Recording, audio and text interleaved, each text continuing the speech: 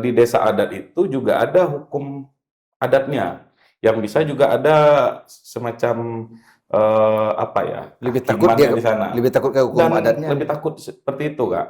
Jadi mungkin salah satu opsi dorongannya bisa jadi menyambut dengan yang usulan Elkam bahwa nantinya kita ada semacam pematangan tentang fungsi kenagarian kita, walaupun perda perda kayak itu juga sudah ada, tapi kan selama ini saya lihat masih semacam administratif, mengganti kata desa dengan nagari. Iya, Secara perjalanannya masih perjalanan. lebih banyak seperti itu, bukan memfungsikan nagari sebagai cara filosofisnya seperti apa, seperti itu kan.